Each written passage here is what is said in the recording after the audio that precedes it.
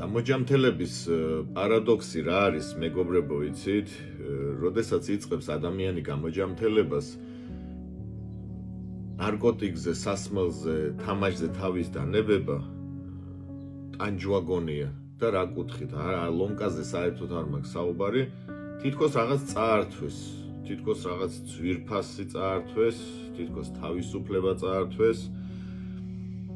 დღეს 2 წელი და 11 თვე გამიხდა, მეგობრებო, რაც სრული ქიმიური სისუფთავე მაქვს, რაც არ მომიხმარია, არც ერთი ფსიქოაქტიური ნივთიერება, არც ერთი თეთრი არ მითამაშია და რომ ახსენდება 2 წლის და 11 თვის უკან, თითქმის 3 წლის უკან, მეც ეგ აზრი მქონდა თითქოს, რომ გართმევენ რაღაცას, რაც შენთვის ფასეულია, თავისუფლების მომტანია. მაგრამ ეხლა რო ვაკეთებ ანალიზს, მეგობრებო, როგორი შეგრძნება, იცი, გამოთქმაც არსებობს, ვინც მთელი ცხოვრება მაშინ სიბნელეში ცხოვრობს, როდესაც გადის სინათლეში, სინათლემ შეიძლება თვალი მოჭრას. და ზოგი რას იზამს, სინათლე ჩემთვის ცუდია და შეიძლება ისევ იმ გვირაბში შევიდეს და იმ სიბნელეში დარჩეს. ამიტომ, მეგობრებო, გამოჯამთელების საწყის ეტაპზე გამოჯამთელება თვითონ მესმის არაკომფორტულია, მესმის რაღაც დისკომფორტებთან ასოცირდება, უძილო ღამეებთან, შიშებთან. მაგრამ გადის, მეგობრებო, დრო და ხვდებით რა არის თავისუფლება.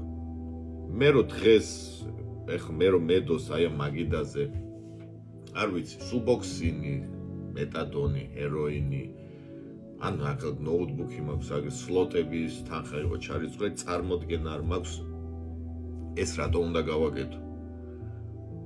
ან წარმოდგენა არ მაქვს, ეხლა რატო უნდა მოვიხმარო ნარკოტიკი, რისთვის ვჭირდება.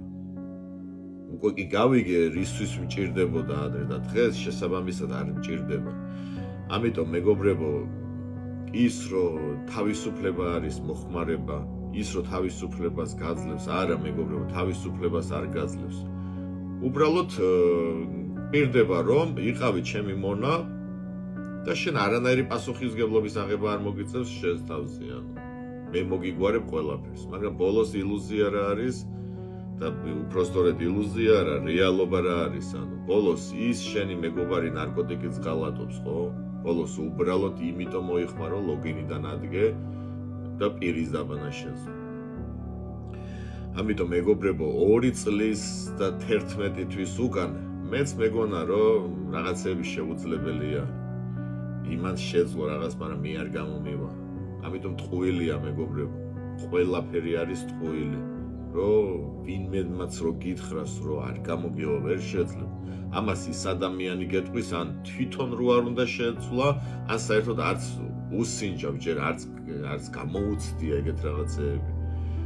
ამიტომ თქვენ მოусმინეთ, მეგობრებო, ისეთ ადამიანებს, ვინც გაიარა ეს გზა და დღეს კარგად არის. თან 1 და 2 თვე არ მაქვს გავლილი იმისთვის, რომ ყარად გითხრათ, რომ შესაძლებელია. 2 წელი და 11 თვე საკმარისად დიდი დროა არჩევანის გასაკეთებლად. 1 დღე რაღაც არ დავრჩებოდი არც ფხიზელი და არც თამაშის გარეშე, ეს ცხოვრება რომ ტანჯვა იყოს და ის ცხოვრება რომ ჯობდეს. მე ყველას გისურვებთ, მეგობრებო, სიფხიზლეს გისურვებთ, გამოჯამთელებას გისურვებთ და მშვიდ დღეს. მადლობა.